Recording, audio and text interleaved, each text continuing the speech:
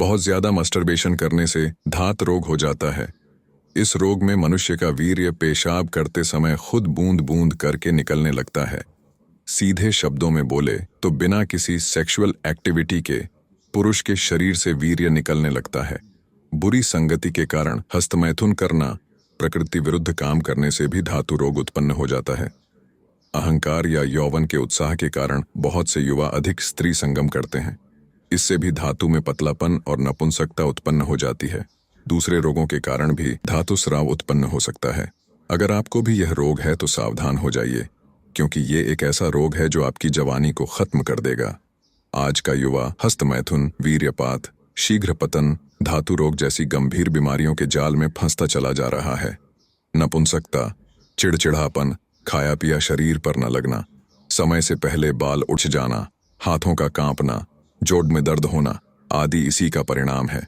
स्वच्छ कपड़े पर वीर्य लगकर सूख जाने पर कपड़े पर निशान का न होना, शरीर जीर्ण शीर्ण, कमर में दर्द, याद करने की शक्ति की कमी, बिना कारण विभिन्न प्रकार की चिंताओं का होना, मन उदास, पागलपन का आभास होना, बिना कारण भय, कार्य करने की शक्ति का न होना, आंखों का भीतर धंस जाना, गालों का चिपक जाना, आंखों से कम दिखना, जरा सा काम करते ही थक जाना, अकेले रहने की इच्छा, किसी से भी बात करने का मन न करना, हृदय का तेज धड़कना, जीवन से निराशा, कब्जियत और अपच आदि धातु रोग के लक्षण हैं। जब तक हम ब्रह्मचर्य की इंपॉर्टेंस को नहीं समझेंगे तब तक हम कितना ही उचित खान पान कर लें, लेकिन उन सब से कोई लाभ नहीं होने वाला। इस रोग के हो जाने से आप वीर्य को बचाने की कितनी भी कोशिश कर लें, वीर्य आपके शरीर से खुद निकलने लगेगा। इस रोग के लक्षण क्या क्या होते हैं? पेशाब या सोच करते टाइम वीर्य आपके शरीर से खुद निकलने लगेगा। इस रोग में आपको रात में पसीना आने लगेगा, आपको शरीर में वीकनेस फील होगी, टेस्टिकल्स में पेन होना महसूस होगा, आपकी भूख कम हो जाती है। आप कितना भी पौष्टिक भोजन करके देख लो, शरीर में कभी कोई फर्क नहीं दिखेगा। आपका वेट भी हो सकता है कम होने लगे।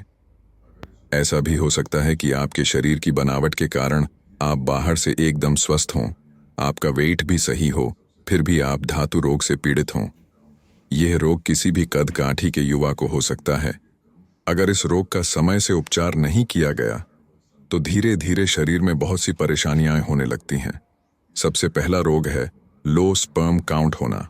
इस रोग में इंसान के शरीर में वीर्य कम या खत्म हो जाता है और इसी कारण वह संतान की प्राप्ति नहीं कर सकता। दूसरा रोग है इरेक्टाइल डिस्फंक्शन होना, जिसको हिंदी में नपुंसकता भी बोलते हैं। इस रोग में पुरुषों के लिंग में सेक्स के दौरान उत्तेजना नहीं आती। तीसरा रोग है प्रीमेच्योर इजैक्यूलेशन, जिसको शीघ्र पतन के नाम से जाना जाता है। धातु रोग होने से मुख्य तौर पर यह नुकसान होता है कि इंसान अपनी एनर्जी खोने लगता है, उसे थकावट महसूस होने लगती है। धातु रोग में आपका वीर्य पानी की तरह पतला हो जाता है और वीर्य के शक्तिशाली नहीं होने से धीरे धीरे आपको पैर और जोड़ों में दर्द होने लगेगा। आंखों में गड्ढे बनने शुरू हो जाते हैं। डार्क सर्कल्स के साथ चेहरे का तेज खत्म होने लगता है। भोजन पचाने में शरीर को बहुत मेहनत करनी पड़ती है। इस कारण शरीर में अनेक रोग होना शुरू हो जाते हैं। अपने नीचे के मटके में लीकेज होने के वजह से आप कभी भी अपना कीमती वीर्य को शरीर में रोके रखने में कभी भी कामयाब नहीं हो पाओगे। सबसे पहले आपको इस लीकेज का समाधान करना होगा। कुल मिलाकर युवाओं की जवानी खत्म होने लगती है। इस रोग को ब्रह्मचर्य पालन और आयुर्वेदिक औषधि से ठीक किया जा सकता है। इस रोग को ठीक करने के लिए आपको सबसे पहले हस्तमैथुन करने की आदत को हमेशा के लिए छोड़ना होगा। दूसरा, अपने खान पान पर विशेष ध्यान देना है, जैसे कि बहुत ज्यादा खट्टा भोजन नहीं करना है। तला भुना भोजन जिनमें फास्ट फूड सबसे ज्यादा आता है, उसको अवॉइड करना है। अगर आपको शराब, गांजा, ड्रग्स की आदत है, यही सबसे बड़ी जड़ है धातु रोग की। अपने आप को इन आदतों से दूर रखें। हो सके तो कुछ दिन नॉनवेज भी बंद करें।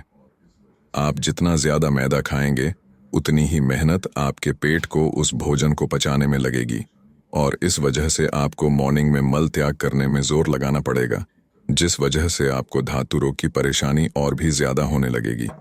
चलिए अब धातु रोग को ठीक करने के लिए आपको आयुर्वेदिक औषधि के बारे में बताते हैं, जिसको आप घर में भी बना सकते हैं। अश्वगंधा, शतावर, कोंच के बीज और सफेद मूसली का पाउडर बनाकर इसको सुबह शाम एक एक चम्मच गुनगुने दूध के साथ खा लेने से धातु रोग ठीक हो जाता है।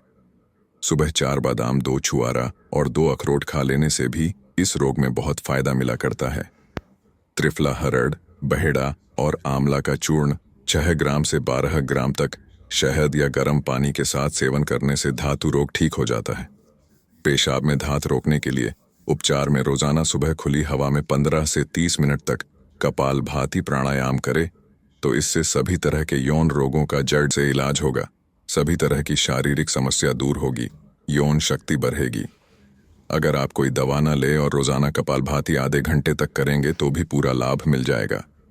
बाबा रामदेव के अनुसार धातु रोग का निवारण करने के लिए पतंजलि की चंद्र प्रभावठी 1-1 गोली, योनामृत 2-2 गोली, शिलाजीत रसायन 1 या 2 गोली खा लेने से भी बहुत लाभदायक है। ये तीनों धातु रोग में पतंजलि की दवा है। आप इनका सुबह शाम दूध के साथ बताई गई मात्रा में सेवन करें। कोशिश करें कि आप सुबह इंडियन टॉयलेट में फ्रेश होने जाएं।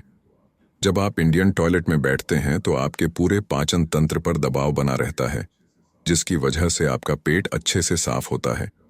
आपको मल त्याग करने में कम जोर लगाना होता है। वेस्टर्न टॉयलेट में आप आराम से तो बैठ जाते हैं लेकिन दबाव कम बनता है, फिर आपको जोर लगाना पड़ता है जिस वजह से धातु गिरने लगता है। आप हमसे भी अपने रोगों को ठीक करने के लिए औषधि बनवा सकते हैं। आपने 10 से 15 सालों तक हस्तमैथुन क्यों ना किया हो, ये औषधि बहुत शक्तिशाली है। इस औषधि से बहुत से युवाओं ने अपने हस्तमैथुन के कारण हुई कमजोरी को पूरी तरह से ठीक करके अपना जीवन बदल दिया है। इस आयुर्वेदिक औषधि को नीचे दिए हुए नंबर से ऑर्डर कर सकते हैं। ऑर्डर करने के लिए व्हाट्सएप कीजिए और अपने रोग के बारे में हमको बताइए। हम आपके लिए इन रोगों को ठीक करने के लिए स्पेशल औषधि बनाएंगे और कैसे आपको अपनी दिनचर्या रखनी है, क्या खाना है और क्या नहीं खाना है, पूरी जानकारी देंगे। वी होप कि इस वीडियो ने आपकी हेल्प की होगी। वीडियो अच्छी लगी हो तो लाइक ज़रूर करना। अपना जीवन बचा लो भाइयों और आज से ही हस्तमैथुन करना छोड़ दो।